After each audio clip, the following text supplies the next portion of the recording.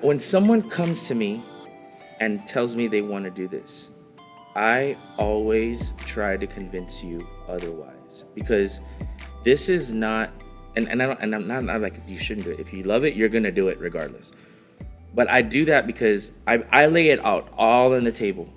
Like it does you no good to come and produce a song with me or John at all. One song does nothing. Now, if you want to do that because you had a life goal of recording something by the time you're 18 and you want to accomplish that, yes, absolutely do that. We're here for you.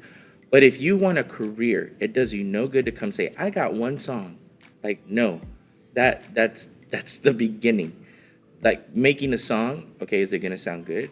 Do you know what key it's gonna be in? Do you know what you want it to sound like? Can you produce it? Do we produce it? There's all these questions.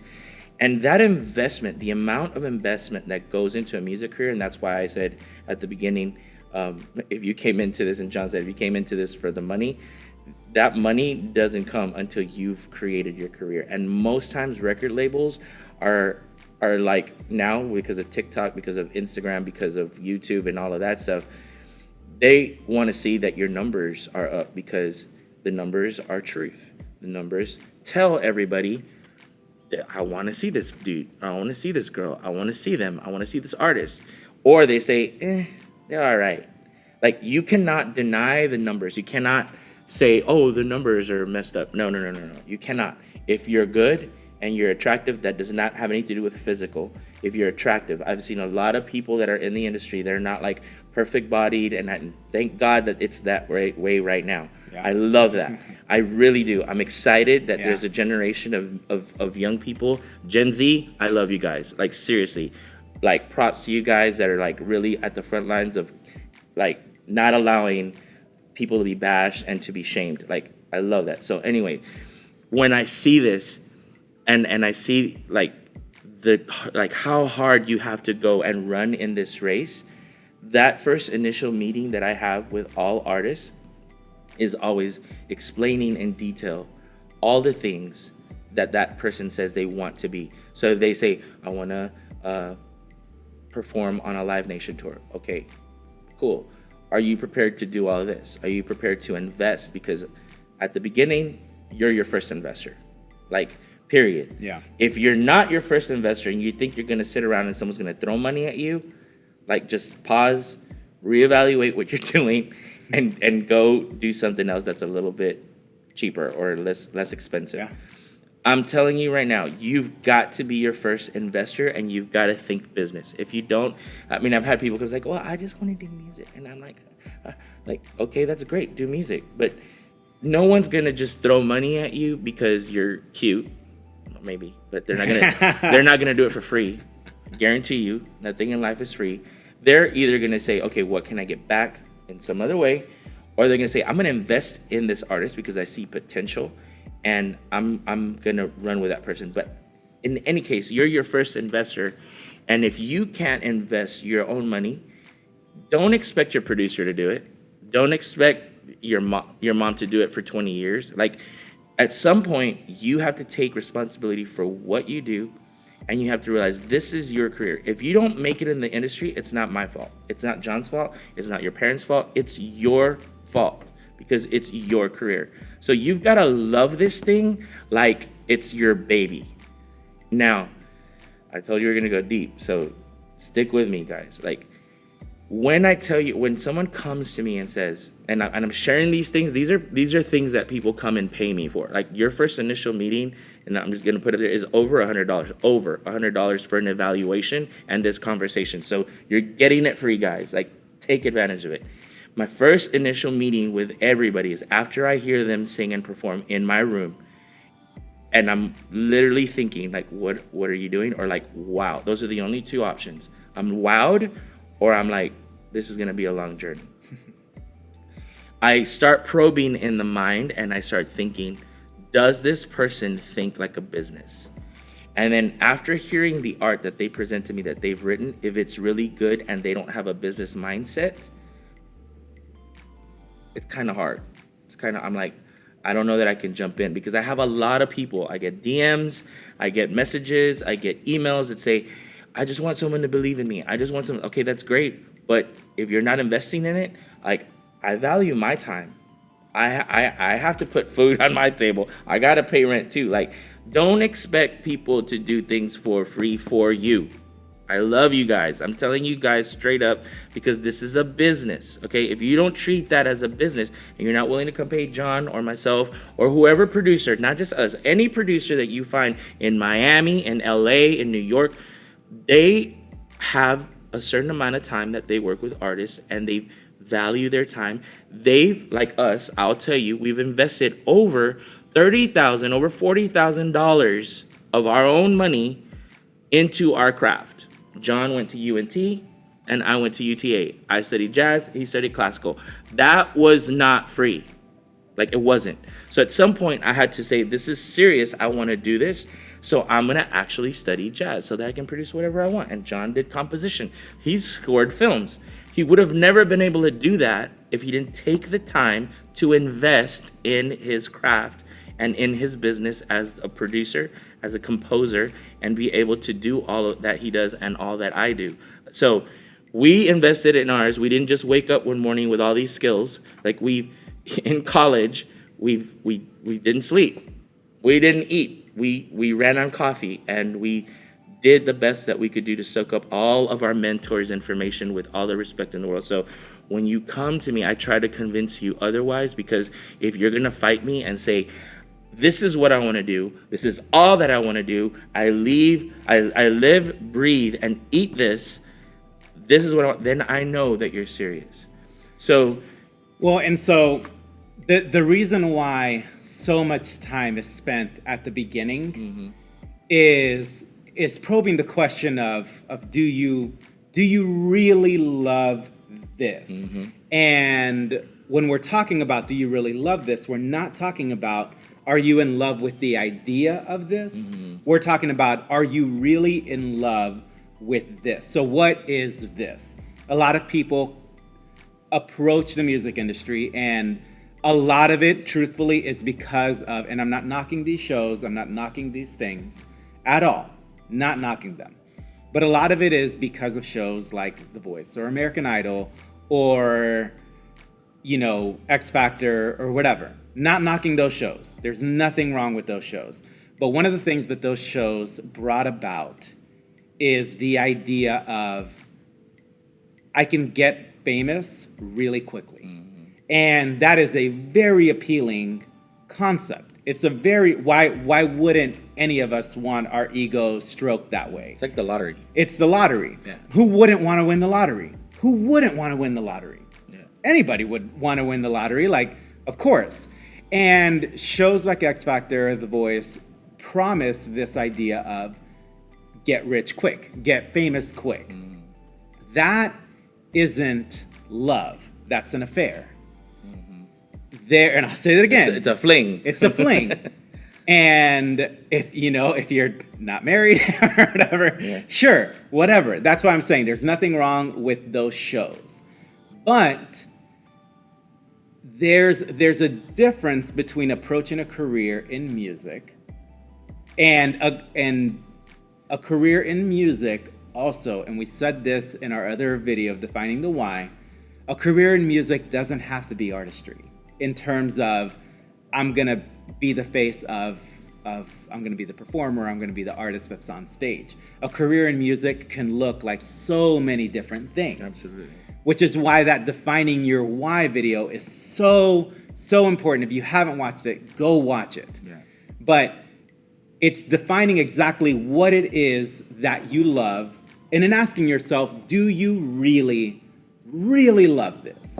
Not are you in love with the idea of it, but do you really love this? Because let me tell you, if you talk to most famous people, whoever you consider famous, there is a point where that fame, the allure of fame, is not enough anymore.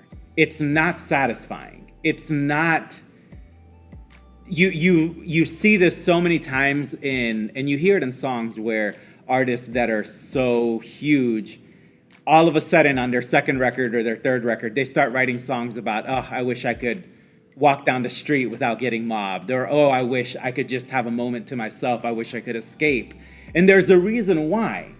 Because at the end of that, that the idea of fame isn't enough of a reason to say I'm jumping all in. Because let me tell you, there are way quicker ways to get famous. Way quicker ways, especially in the digital platforms. There's a lot of if things you to get famous. if you are a good-looking person, there are very quicker ways of getting famous. But you're going to be known for that. And is that something that you want to be your calling card in 10 years, and 20 years, and 30 years? So when we ask, well, why do you want to do this? And I've actually heard that. I've actually had people tell me, well, because I want to be famous. And there's nothing wrong with being famous. There's nothing wrong with wanting to be known. And you've got to separate those two things. Wanting respect and wanting to be known are different than I want to be famous. Mm-hmm. Two different things. Because I promise you, there are producers, there are artists. There's an artist named Vo Williams that you probably never heard of him. You've never heard of him. He's not a household name. He's not famous, but he is in history, I think still to this day, the most synced hip-hop artist above Kanye, above Drake, above Jay-Z, above everybody else. So in the sync world, he is famous. He making money too. He makes money. During the pandemic, what was he doing? Collecting a check. He was collecting a check, and I heard him on a podcast, and he was like, they asked him, how have you been during the pandemic? He was like, I'm driving around LA shopping for mansions right now. He's famous in his world. So there's nothing wrong with being famous, but defining also fame versus respect. There's nothing wrong with wanting respect for your craft, okay? That's different than fame. But if you're approaching it with, well, I just want to be famous, that's not enough.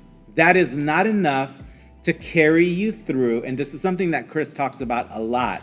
It's not enough to carry you through the have-tos. And you're going to hear us say that a lot. The have-tos versus the get-tos. Yeah. Wanting fame is not enough to get you over that.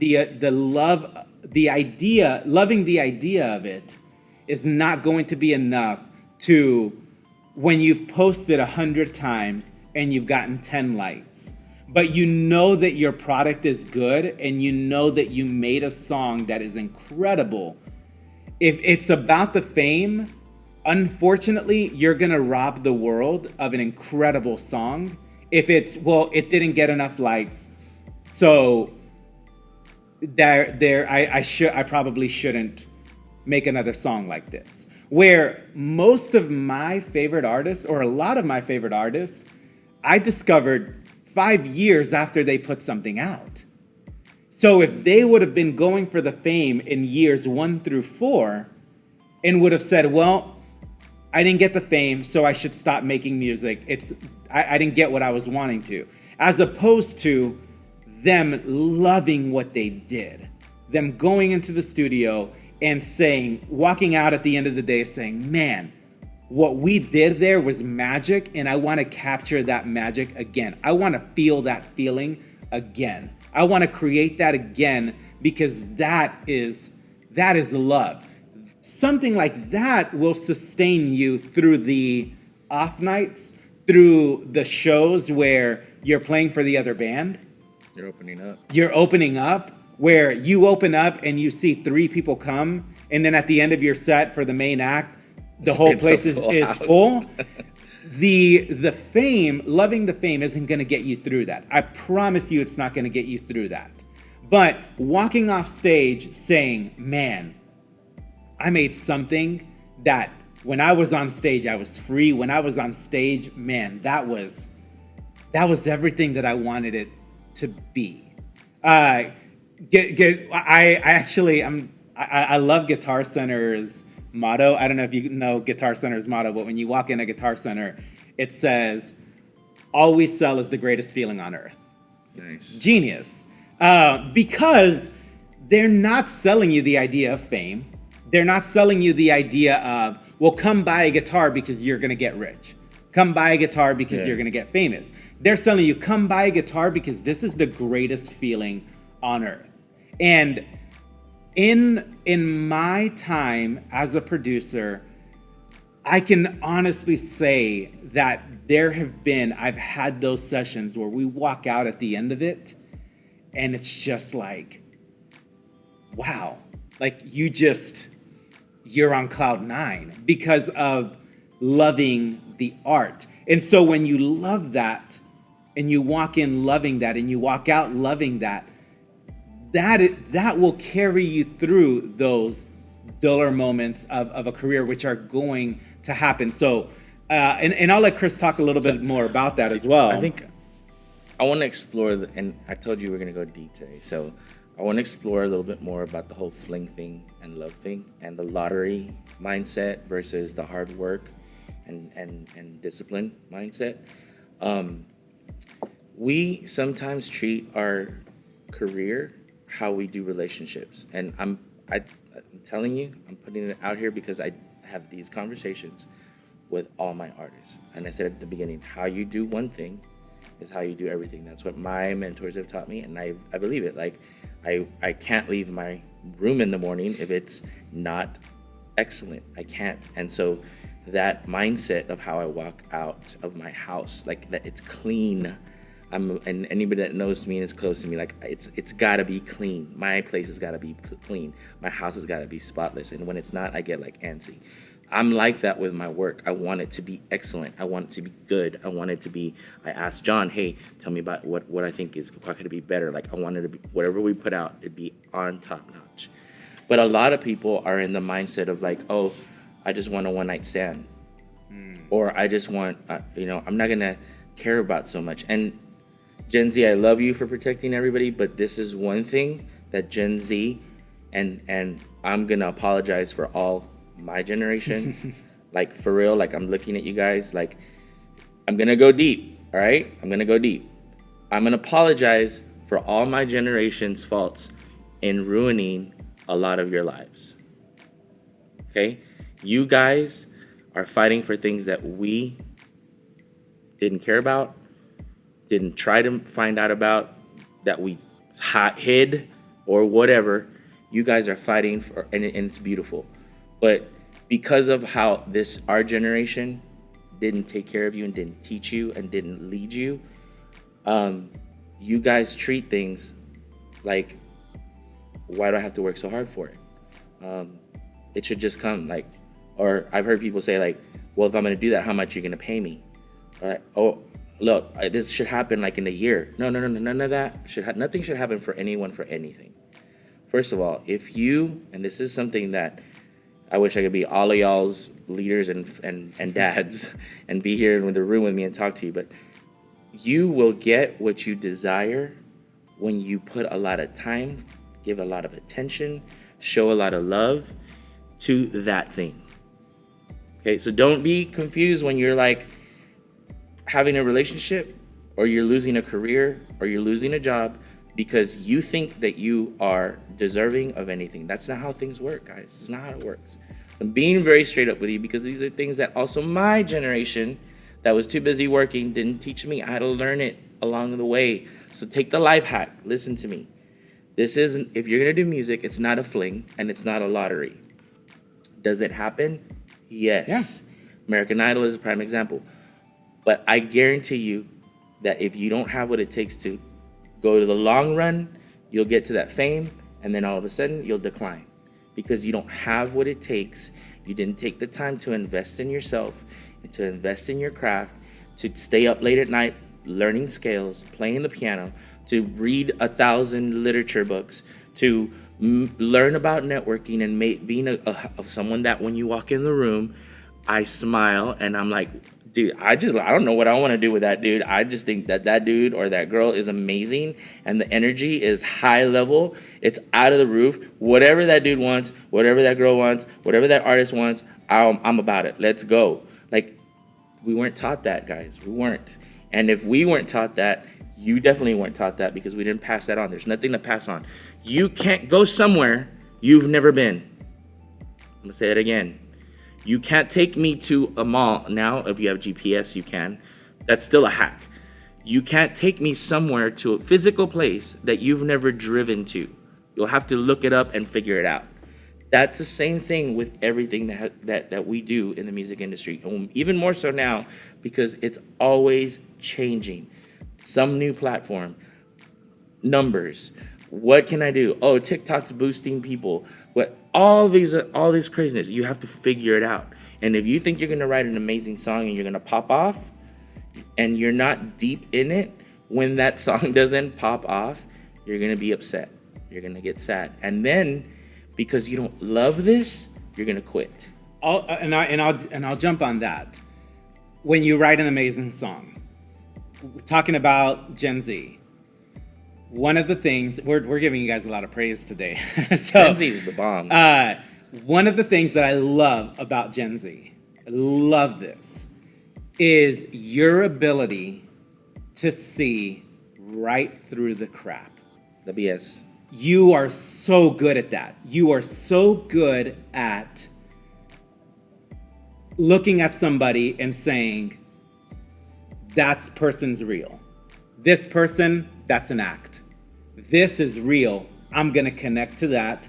This is not, I can see through you. I can see through the facade. I can see through and there's a term that gets tossed around a lot where it's the whole label plant thing, right? So a label plant is an artist that is being promoted as independent, or, oh my God, they're doing it themselves. They don't have a label, but they really do have a label. And a lot of you guys, a lot of Gen Zers look at it and you're like, oh no, you're a label plant. Like, I can very much tell that this isn't, you didn't just wake up. It's the whole, when you see, somebody in a movie waking up and they've got perfect hair and makeup on, and like, nobody wakes up like that. So the idea of when Chris was talking about writing a song that's gonna blow up, with knowing, do you really love this? We can tell when we hear your song if you loved making it. Mm-hmm. We can tell. We can tell now, I feel like, more than ever. Mm-hmm. We can tell whether you're really, and especially if we go see a performance, mm-hmm. we can 100% tell whether you mean that or whether that was just a good rhyme. Mm-hmm. And we don't care about perfect rhymes anymore. Yep. We don't. We don't care about that. With American Idol, with The Voice, we've all heard great singers. Mm-hmm. We've all heard them.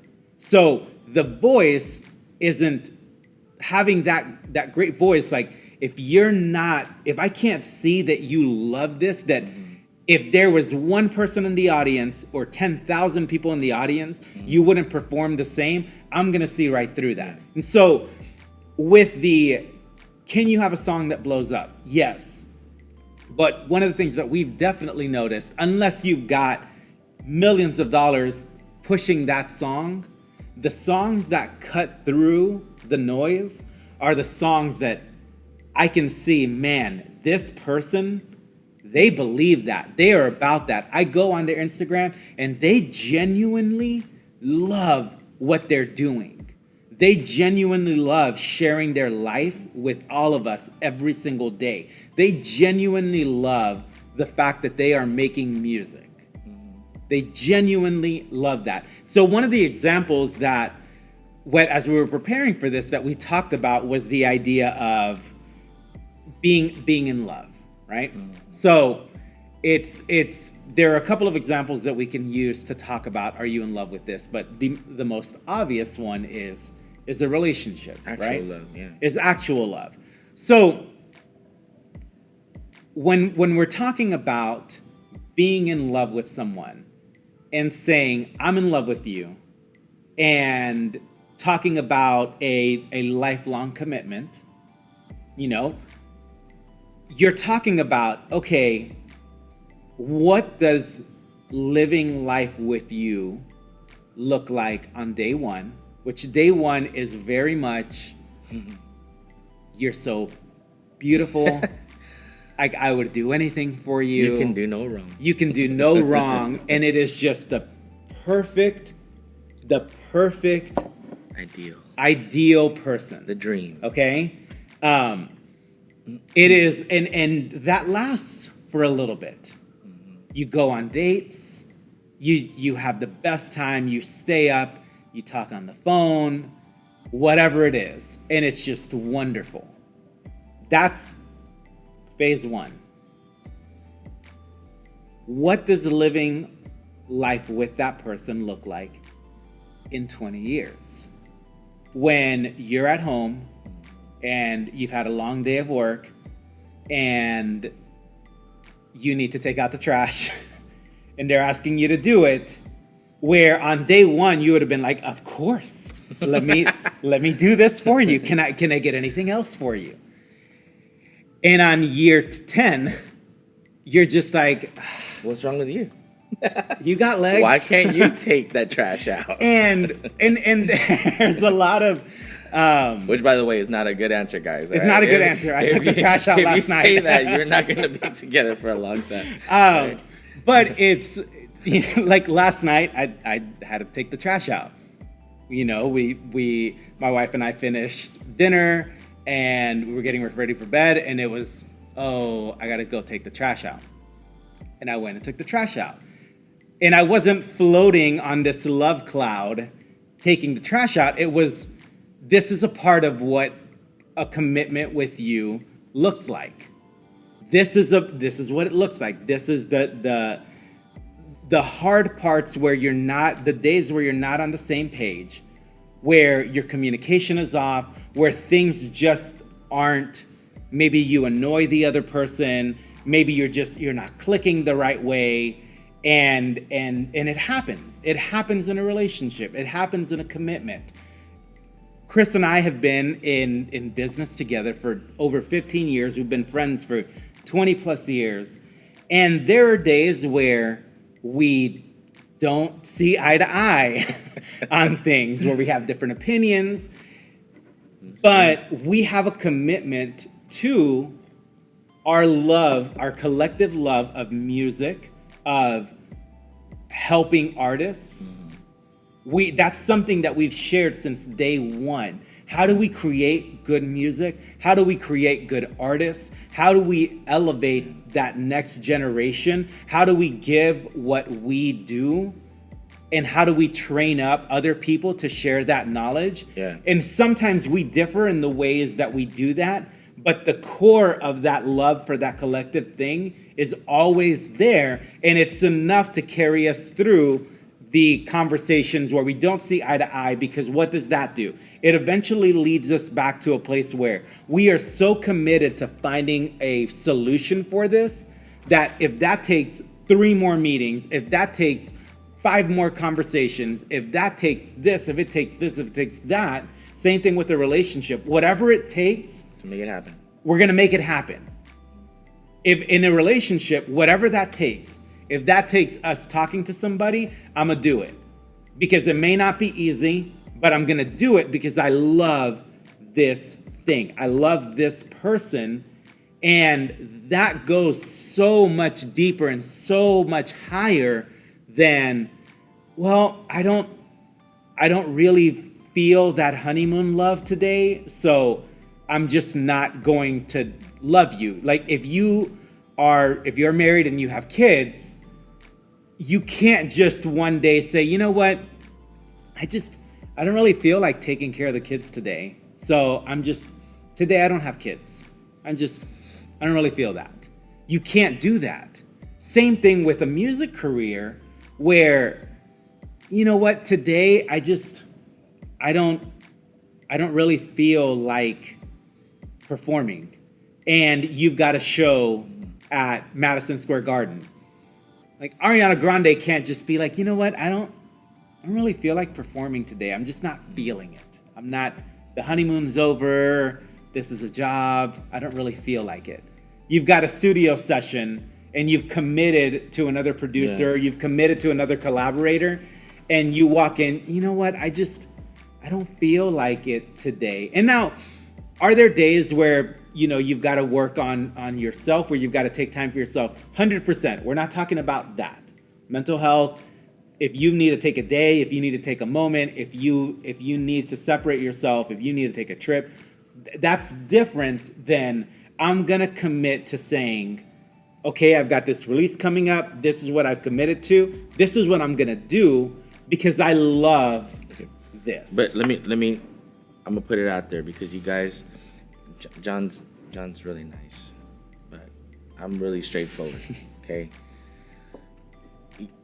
A lot of the generation now, and even my generation, they go on feelings.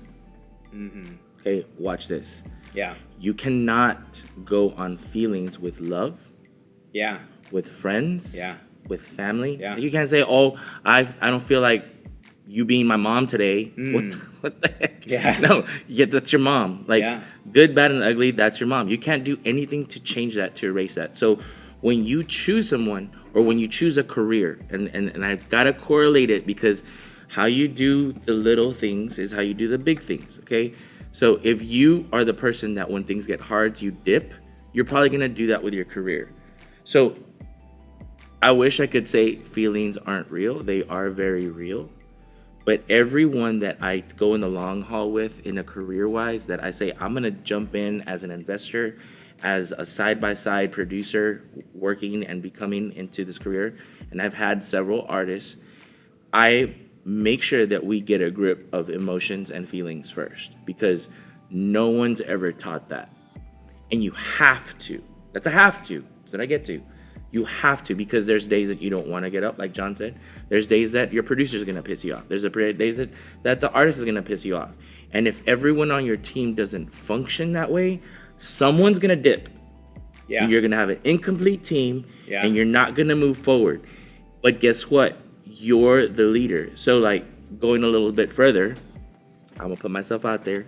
John's like, well, I got to take out the trash and all that other good stuff. When I come home at night before I go to bed, I realize this is my house. This is my dominion. This is what, for me, what I feel like God has given me to take care of. And I see things that people did not pick up. You know, like I've got adopted sons that I have that live with me, and if it's not perfect, guess what I do? I realize this is my space. I clean it up. Now, I could be the person that, like, leaves it there, but I'm not taking responsibility for the area that is my dominion. Now, if I think that way, when I am your producer or your manager, you are something that it belongs to me. And I'm going to do everything in my power to make that happen, because that's how I think. I'm going to go all in.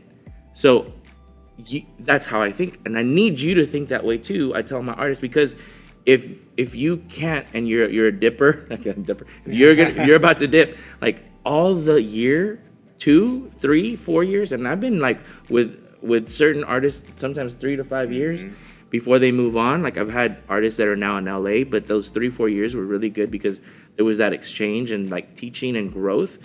But and still connected. Like when I go to LA, I stay with my artists. Like I go to Los Angeles, I don't have a problem. If I go to Miami, I have a place to stay because I have artists there.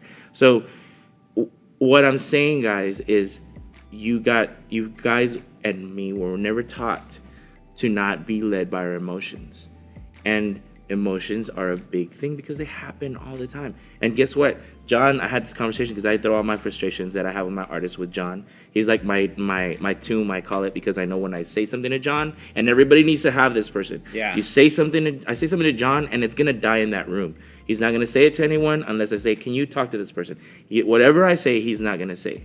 And you need to have someone like that that's not gonna judge you, that's not gonna like be like, "Oh, you said this." Like you have to have someone that you're gonna say, you can go vomit on them and be like, "Man, bro, okay, now that we cleaned it up, what can you do about it?" And give you perspective.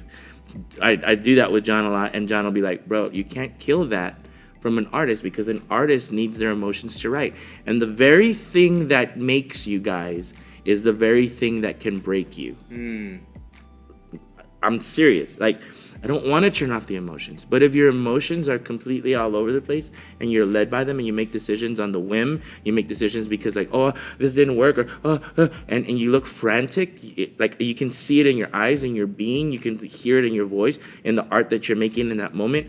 Like, you need to get a grip of that.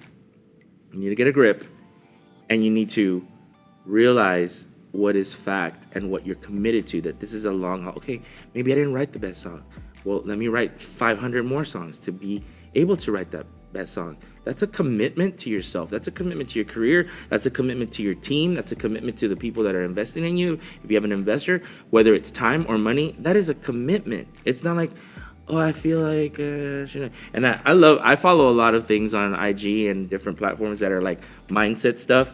And I love this one thing that I read, and it says, you being lazy is one of the biggest disrespects that you can give the people that are around you and believe in you.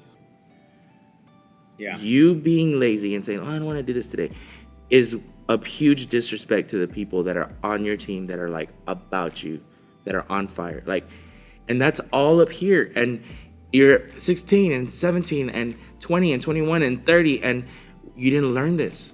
And I'm telling you, because I didn't learn it till I was later in life. Yeah. But if I would have learned this at 15, could you imagine?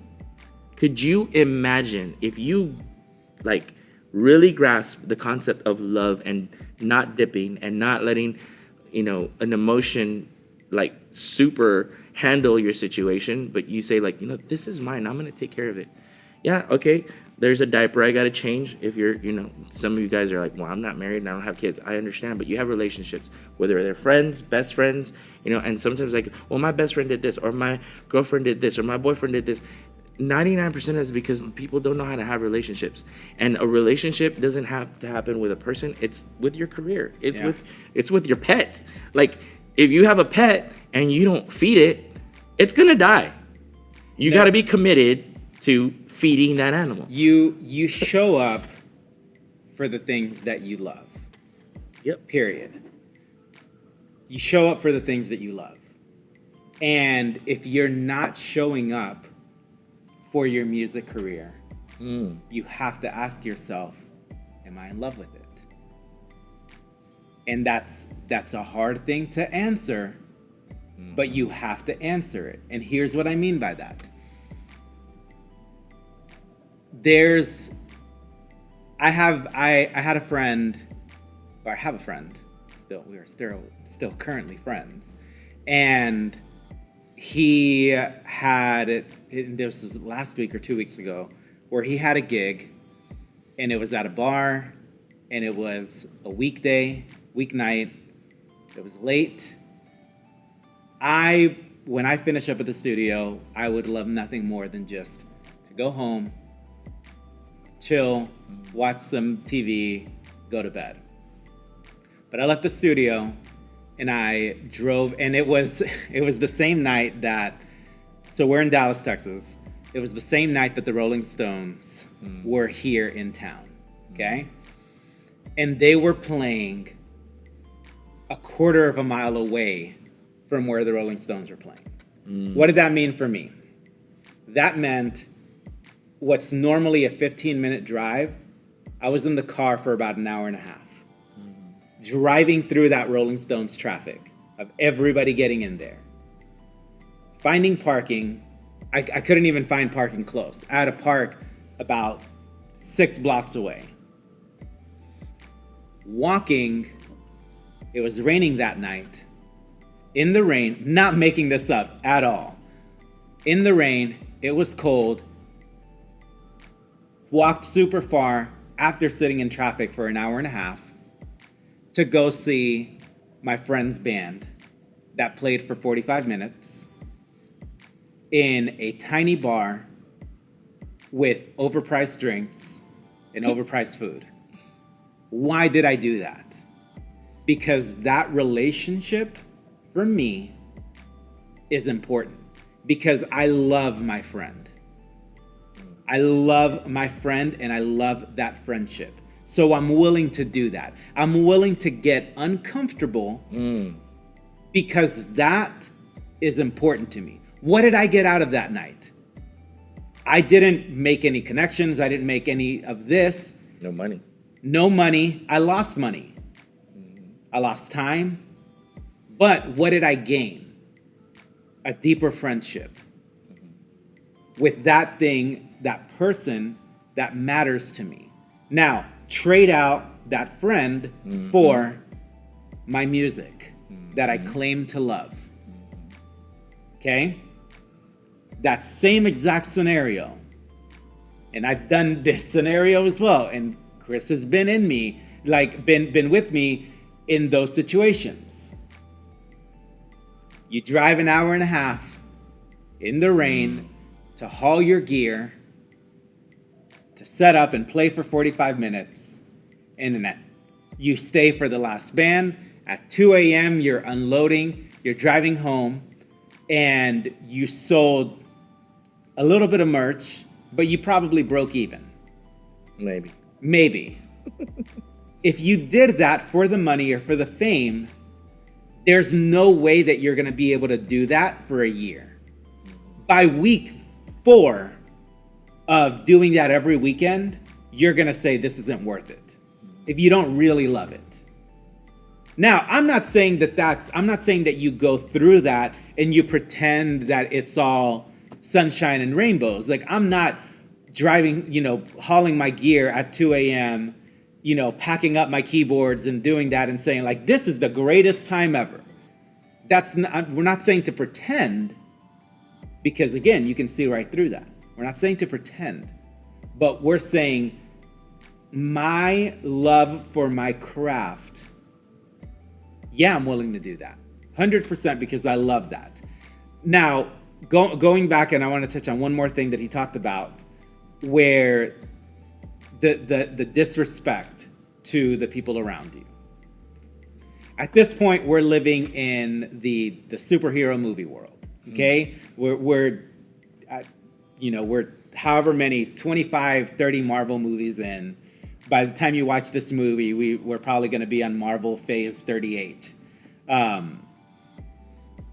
But all of those, there is one thing that kind of goes through every superhero movie that you watch, and it is somebody that discovers that they have powers. And at the beginning, it's powers that they can't control. And the responsibility that falls on them to learn to control their powers for a greater thing. Okay? So that responsibility of, I have these feelings, and that's what I wanted to point this towards. I have these feelings that I have to learn to control, because the feelings are the core of what is going to make my song great. We are not saying don't have feelings. Have feelings. But if your feelings are controlling you, you're in for a real bad time. If you are able to control your feelings and say, okay, this is what I can do with those feelings, then you're in a good place. You guys still there? Let me check. You guys are on. Yeah. Okay.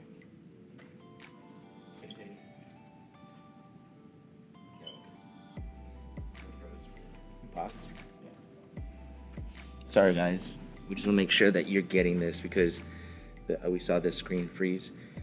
But continue, John. The feelings. The feelings, controlling yes. you. So when we're talking about, do you love this versus do you have feelings for this? Okay? Your feelings are something that you have to control. You have to. You have to control the idea of, I don't feel like doing this. Because your love for this has to supersede my daily feelings for this. Okay? Or the discouragement. Or the discouragement. No likes. Yeah. No investors. Nobody wants to meet with you. No one's gonna, like, you have to love your craft and your music way more than the rejection, than the doubt, than the fear, than all of that stuff that comes at you. Like, you have to lead yourself in that 1,000%. Yeah. And when that goes back, and we're connecting this a lot to the conversation we had about defining your why. Because sometimes we do have to ask, well, why do I love this? What is it? Because if you're finding yourself that you're in a position where you're doing something and you're just like, you know what? I don't love this. Guess what? That's okay. Yeah. Because that's why it's the same thing with dating. I love this person, but it wasn't the love that is going to be there 30 years from now. And that's fine. Yeah. Cool. We dated, it wasn't it. I'm gonna go find the person that is actually that forever love. And with a music career, when you're talking about defining your why, and if this isn't the thing that you love, maybe you have a different why. Mm-hmm. And it's okay. And that's okay. And maybe you're forcing yourself to love the thing that isn't your why. Mm. And so go back, redefine your why, because the reason why we're pushing this so much is because if you don't have that, I love this no matter what, if you don't have that, you're not going to be able to cross through the valleys. You're not going to have enough motivation to cross through the valleys. And that is what we see all the time, where it's that lack of motivation in the valleys. It's not hard finding motivation when you've got a song that's being playlisted and that you're getting thousands and thousands of streams every single day, and you're posting the song and everybody is sharing it and everybody's liking it. Very easy to find motivation in those moments. Extremely easy. But what happens when you post that song and nobody likes it? Or nobody plays it. Nobody messes with it. But if you loved it, there's nothing wrong with that. Mm-hmm. Because that's going to carry you through. You know what? This song didn't hit. That's fine. I don't regret making it. I move on to the next one that maybe will. And if that one doesn't, I'll move on to the next one. And then I'll keep putting out songs because maybe that's not the right time for it. Maybe that's not the right moment for that genre. Maybe that's not the right moment. Maybe you're not marketing it correctly and you need to invest into yourself to figure out, do I have enough videos to promote this? Am I promoting this? What am I doing wrong? Because I love this and I want the world to know. What am I doing wrong? Because I'll fix it. I love this so much, I'm willing to push ego out of the way. And that, let me tell you, that's what happens in relationships. Mm-hmm. You've got to say, I love you so much, I'm willing to push ego out of the way. What do I need to do to make this work? Can you say that about your music career? Where you say, ego aside, what do I need to do to make this work? When your manager tells you, you're doing this and this wrong, you need to do this. Do I love this enough to be able to say, I'm going to push my ego aside and I'm willing to do whatever I need to do to make this happen because I love this. Yeah. And I think also, guys, on the other side of that is, do you love it enough to do whatever it takes to make it happen? And I mean, hear me out. When I was in college and I knew that for me, college was the route where I needed to acquire my 10,000 hours. I had 4 jobs. Actually, let me see. I'll count them out. I worked at a school that trained artists. I worked at a church, oversaw all the music. I launched the Creators Factory with John. We were in it knee deep. I managed my band where I would perform jazz. John's here to see this. And I managed another artist and helped launch his first album. That was 5 big things. And I was going to school full time. And in my head was, I have to make this happen because you can't go back. If you get like a 70 or an 80 and you barely passed your piano class, you can go back and do it, but why? If you love this, soak in it, absorb it, do it, make it happen. Like, Like, invest everything that you need to do. And I could do that because I got really organized. So I had to figure it out, and I was willing to do all of those things so that I could make this career happen. And as in my journey, I endured so many nights where I slept 1 hour or 2 hours. I drank 5 cups of coffee. I would go with my artist, or I would perform somewhere and then still go home and study for my theory exam, my jazz theory exam the next day. Like, you either love it or you don't. It's just that simple. And if you're not willing to go in right now, that you're and I'm just putting it out there, if you're young, if you're married, if you're whatever, get all the excuses out. If you love this, get the excuses out and say, I love this so much, no matter what, I'm going to figure it out. I'm going to figure it out. If I'm married and my spouse is like not feeling it, you're going to be in a situation. But if you love it, you're going to try everything you can to figure it out. If you're young and you're single and you're like, I don't have any money, figure it out. You're young, you have time. Figure it out. But don't expect people to do it for you if you're not running at 100 miles too. I will run with someone if I see they're running. Yeah. But don't expect me to carry you in your career, bro. And if you can't figure it out, you're committed to finding people that will help you figure it out. Mm-hmm. And another way of saying it is, are you willing to stand on the altar and marry your music career? Yeah, basically. Are you willing to take that? And I don't want to just focus on this example, but I'm married, and so I know what it takes. Mm-hmm. And are you willing to stand up on a metaphorical altar with your music career and say, for better or for worse, I commit to every day, committing to you, doing whatever it takes, whether that is in year 7, going to couples therapy. Right. Whether that is making sure that you're having date nights, making sure that you're doing this, making sure that you're doing all of those things. Am I willing to marry my music career? And that is the for better or for worse, for richer or for poorer. And here's why. Once you realize, because not everybody realizes this, but I'm going to tell you, I'm life hacking like crazy. We're life hacking like crazy here, guys. If you can really understand this, and you'll jump years ahead of your journey. Once you realize you cannot do this by yourself, listen to me. You cannot do this by yourself. You need a team. You need a videographer. You can't be on the other side doing video when you're on this side.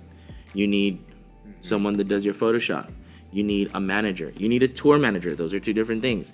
You need an A&R, a record label. You need marketing money, which would come from a record label or an investor. And if you don't have a record label, then you have to figure out how to do it. You need a team. No artist rolls by themselves completely. Yeah. No one. Yeah. I'm going to tell you that right now. So why we're harping so much on relationships is because if you don't have relationship health with your team, you're not going to have a team. Yeah. And you're not going to have a career. And you might pop off on a TikTok, but it will not last. You have to know how to work with people. You need to learn how to love your team, how to lead your team. It's like, well, what do you mean lead? And I was sharing this with several artists, and I'm like, when you see the Ariana Grandes in the documentary, or Billie, or Madonna, or whoever it is that you follow, it's always the same thing. They circle Justin Bieber, they circle around right before the show. They thank God, or they're thankful for whatever, something that looks like this, and they thank everybody on their team, and let's have a great night. The manager's not leading that. The mom's not leading that. The person that put up the lights is not leading that. That little circle, that little circle is led by the person that's on that stage. And you can't get to a place where you're grateful for people if you're just not a grateful person. That's something that's got to be inside you. You've got to be grateful for for everything. For that you can. This morning I woke up and I was like, thank God I have air in my lungs. Like some people don't have air. Some people are in a hospital on a ventilator. So I'm just grateful I have that. And if you just practice that, you're gonna have a great thing. It's all mindset. It's all how you're thinking. So the relationship thing and why we're using that is because you're gonna build a team eventually that you have to manage. And there's gonna be times where you're not happy with your manager.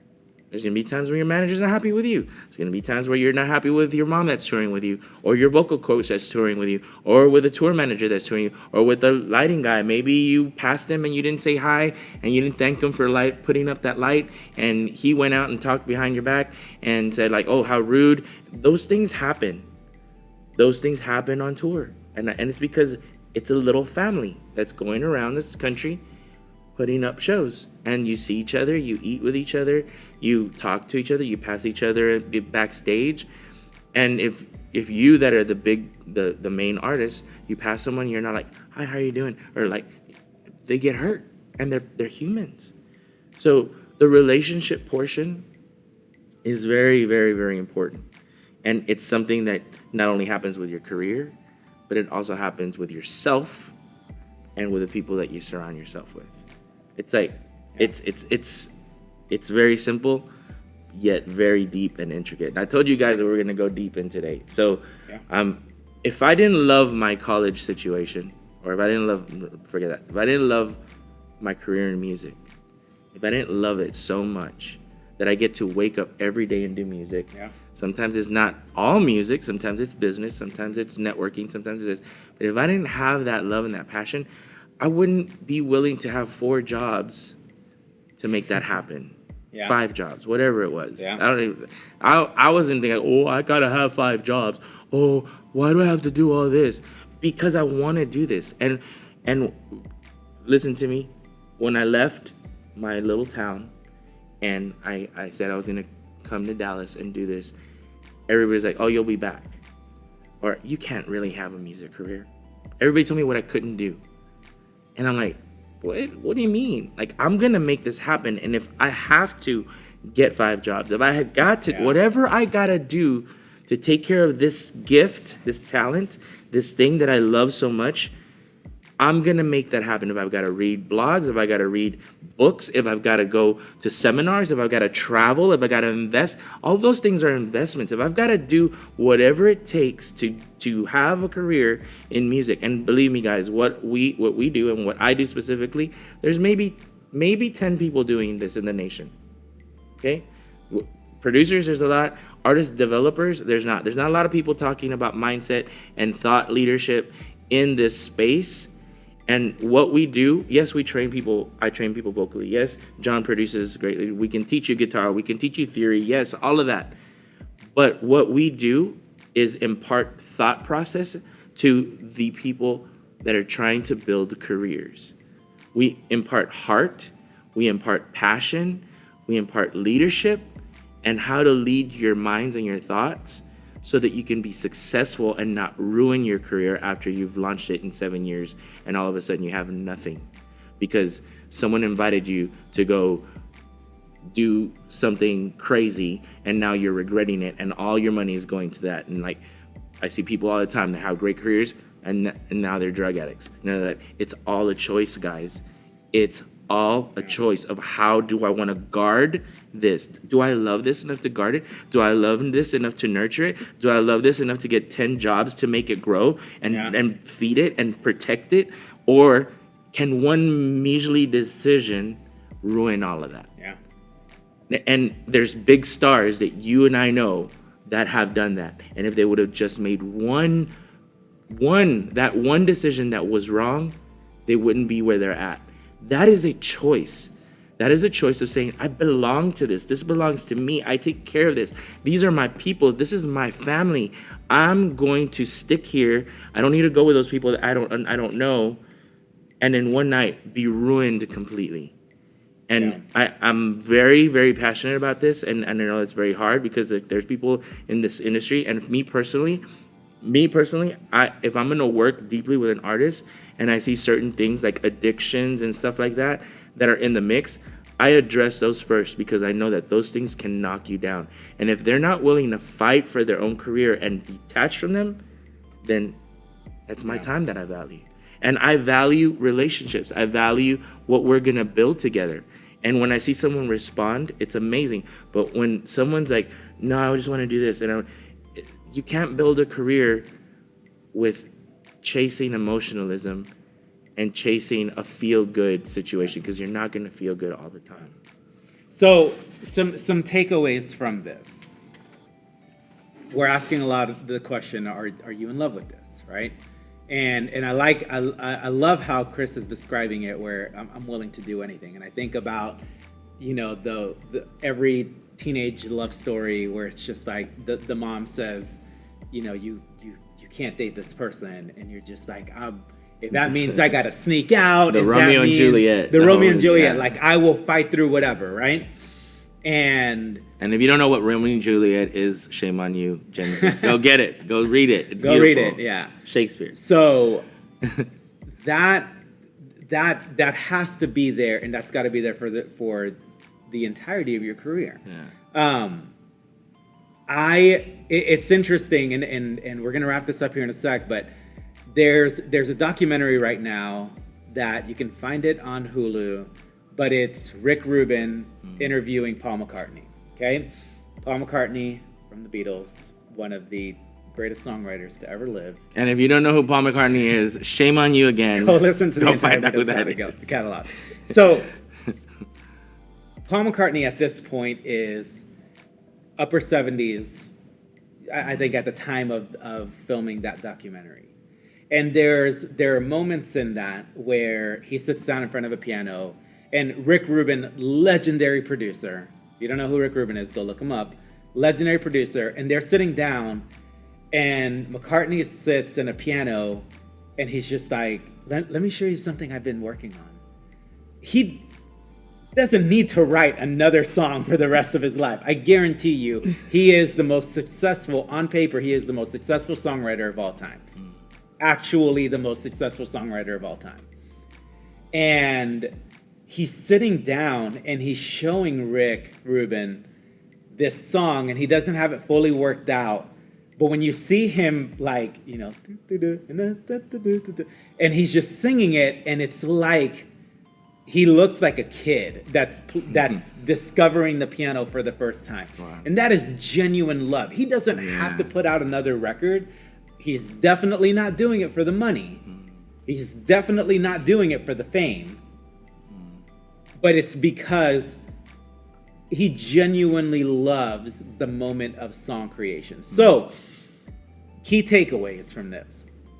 How do you know? Because you might be watching this and you're like, well, how do I know that I'm in love with music? I think I love music. I think I love this. Because sometimes when you're in a relationship that is not your forever relationship, it's hard to know. It's hard to know, do I think I'm in love with this person? And then all of us can see, no, you're really not.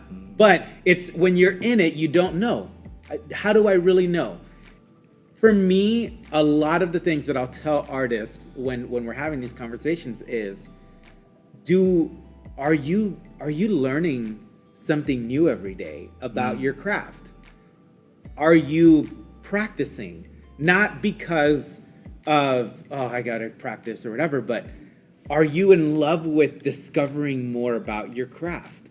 Are you desiring to connect with other people that know about your craft, that you want to know more about? Are you looking at people and reaching out to people that, like, hey, I want to know more about this. Yeah. And you reach out to them because you, like, that is a sign that you are in love with it. Because those are like reaching out to somebody that you don't know is uncomfortable. Absolutely. But when you love it, you're like, hey, when I was coming up, and Chris was there when I was doing this, when I was coming up, I would bug the people that knew more than me. There's a mutual friend of ours named Luis that when I was learning piano, I would bug him. and he would play something, and we'd be in a rehearsal, and I'd go up to him and be like, hey man, before you turn off your keyboard, can you show me that thing that you just played? Because I genuinely wanted to know more about it. So if you're a songwriter, are you listening to other songwriters speak? Are you buying books on songwriting? Are you listening to podcasts on songwriting? If you're a producer, are you watching videos not on how can I be famous and be rich, but how can I learn more about my craft? If you're a mixing engineer, are you watching videos on compression techniques and EQ techniques and watching those kinds of things and going to seminars and investing in seminars, investing into people, saying, hey, can I buy you lunch? And just pick your brain because I love this so much and I want to know more about it. It's the same way that when I was, trying to date my wife, I reached out to her best friend and it was like, what is she like? Tell me more about her. So are you doing those things and ask yourself honestly, am I truly doing those things? Am I growing? Am I wanting to grow? Am I investing into myself? Am I willing to put money into my career and invest into myself? And those are signs that you're in love with it. And if you're not, then you might not be in love with it. And that's fine. This may just be a hobby to you. Yeah. And if it is a hobby, there is nothing wrong with that. There is nothing wrong with it as long as you are aware that a hobby is different than a music career. Yeah. Because if you're stepping into it if you're stepping into a music career, you have to be very honest with yourself and saying, this is not a hobby, this is a career, and I have to treat it as a career, not a hobby. And the reason that we're doing this, guys, is you could go 10 years and then discover that it was a hobby and have spent a lot of money and wasted a lot of time.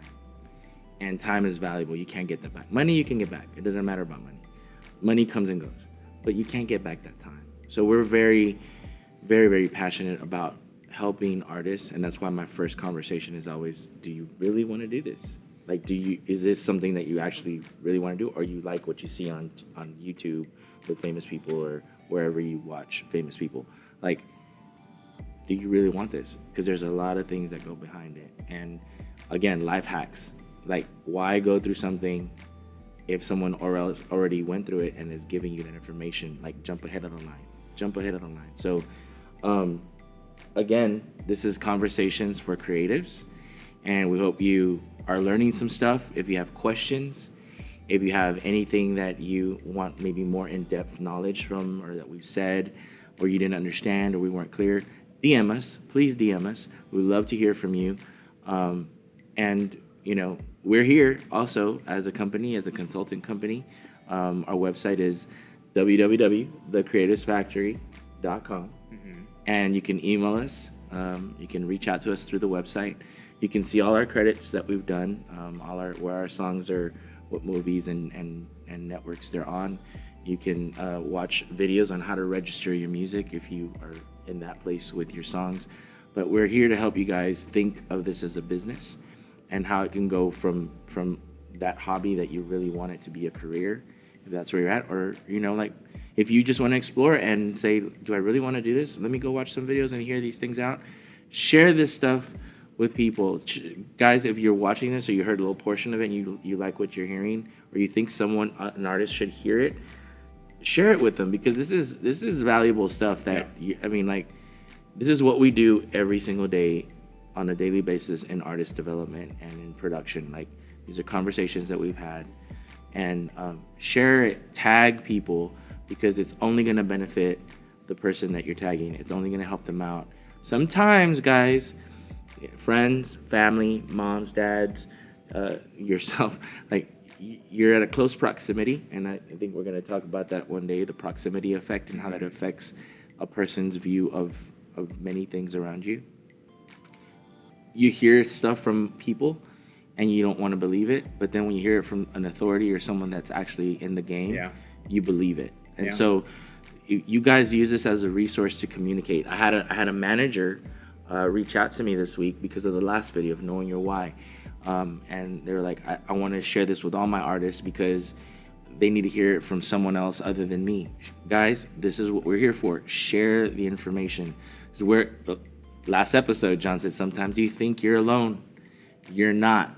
We're all going through it. We're all living through it. We're all not just going through it. I hope we're growing through it. Yeah. You know, like we're going to that next level. So John learned something. He tells me, you know, or he shouldn't say, John's famous where he's like, there's a video for that.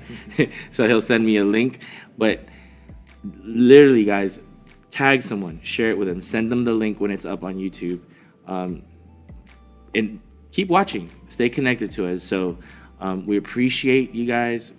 You know, comment, like, share. We'll put up snippets during the week on both my feed and at Creatives Factory feed, and John shares it as well. So stay connected with us. We appreciate you spending the time with us and just hanging out. Yeah, and we're really enjoying these. We're enjoying connecting with everybody, and just continue to tune in. We're going live every single Friday at noon for Conversations for Creatives. So thank you again for joining us for Conversations for Creatives. And yeah. See you next week. See you next week.